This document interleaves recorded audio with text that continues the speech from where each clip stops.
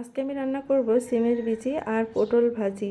তো আসসালামু আলাইকুম এভরিওয়ান, সবাই কেমন আছেন? আমি আলহামদুলিল্লাহ ভালো আছি। আমি এদিকে পটলে হলুদ লবণ আর মরিচের গুঁড়া মাখিয়ে নিয়েছি, আর অন্য কড়াইতে তেল দিয়ে পেঁয়াজ মরিচ দিয়ে দিচ্ছি। আমি আজকে সিমের বিচি রান্না করব মুরগির চামড়া দিয়ে। তো আমি একটু তেল দিয়ে কড়াইতে তেল দিয়ে ওর মধ্যে পেঁয়াজ বাটা, রসুন বাটা, জিরা বাটা, গরম মশলা বাটা, হলুদের গুঁড়া সব কিছুই দিয়ে নিচ্ছি। এখন আমি একে একে সব কিছু দিয়ে নাড়াচাড়া করে হালকা একটু মশলাগুলো কষিয়ে নিচ্ছি। কষিয়ে নিয়ে এর মধ্যে আমি কিছু বেঁচে যাওয়া চামড়া, মুরগির মাংস আর মুরগির পাখনা আর গলা ছিল, এগুলা দিয়ে দিলাম একে একে।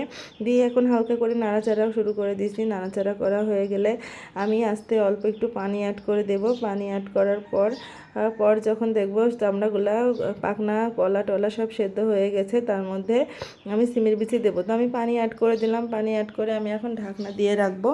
ঢাকনা দিয়ে রেখে যখন দেখবো এটা সেদ্ধ হয়ে গেছে, তখন আমি সিমের বিচি দেবো। তো এখন আমি অন্য কড়াইতে তেল দিয়ে কড়াইয়ে তেল দিয়েছি যাতে পটল ভাজি করতে পারি। তো মাখিয়ে রাখছিলাম আমি হলুদ লবণ দিয়ে পটল আগেই। এখন আমি একে একে পটলগুলা দিয়ে দিচ্ছি। পটলগুলা একটু অন্যরকম করে ভাজি করব আজকে। পটলগুলা আমি ভাজতে দিয়েছি। তো আমি পটলের দিকে ভাজি হচ্ছে, আমি এই সুযোগে পেঁয়াজ মরিচ কেটে রেডি করে নিয়েছি। পেঁয়াজ মরিচ কেটে রেডি করে আর এইদিকে আমি ওই চুলাতে সিমের বিচির জন্য যেই আমি গলা পাখনা দিয়েছিলাম ওগুলো প্রায় হয়ে আসছে। আমার পটলও ওইদিকে হয়ে আসছে। এখন আমি পটলগুলো উঠিয়ে নিব, হালকা ভেজে উঠিয়ে নিয়ে এখন আমি ওই তেলের মধ্যে একটু সামান্য পরিমাণ পেঁয়াজ মরিচ দিয়ে নিচ্ছি।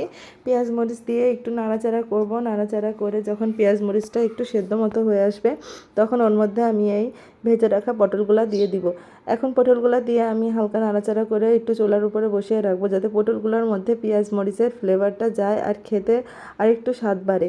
তো এই জন্য আমি এদিকে দিয়ে রাখছি। এখন আমি দেখছি যে চামড়াটা আমার কত দূর হয়ে গেল। কড়াই থেকে ঢাকনাটা উঠিয়ে দেখছি যে চামড়াটাও আমার প্রায় হয়ে এসছে, ফুটতিছে। তো হালকা ঝোল অনেকটাই কমে এসছে, সেদ্ধ হয়ে গেছে। এখন আমি ধুয়ে রাখা সিমের বিচিগুলা ওই চামড়ার মধ্যে দিয়ে দিলাম। এটা দিয়ে একটু হালকা করে নাড়াচাড়া করব। নাড়াচাড়া করা হয়ে গেলে আমি অল্প করে একটু পানি দিয়ে ওই সিমের বিচিটাও একটু কষিয়ে নেব, যাতে সিমের বিচির মধ্যে সব মশলাগুলো ঢোকে, তা না হয় খেতে ভালো লাগবে না। তো আমি ঢাকনি দিয়ে একটু সিমের বিচিগুলোও একটু ভাজা ভাজা করতে দিয়েছিলাম। তো দেখছি আমার সিমের বিচি মাংসের সাথে ওই মুরগির চামড়ার সাথে মিশে অনেকটাই হয়ে এসছে। তো আমি এখন ঝোলের পানি দিয়ে দিলাম। ঝোলের পানি দিয়ে দিয়ে এখন যখন ওর বলক আসবে তখন একটু স্পিড কমিয়ে দেবো, যাতে ওই মশলাগুলো ভালোভাবে সিমের বিচির মধ্যে ঢুকে যায়। তো আমি এখন সিমের বিচিতে পানি দিয়ে ঢাকনা দিয়ে রাখলাম। এখন আমার সিমের বিচিগুলো টকবক করে ফুটতিছে। এদিকে আমার সিমের বিচিটা রেডি হয়ে গেছে, আর পটলও আমার রেডি হয়ে গেছে। পটলটাও আমি বাটিতে নিয়ে নিয়েছি। এখন আমরা খাবো। আল্লাহ হাফেজ, সবাই ভালো থাকবেন।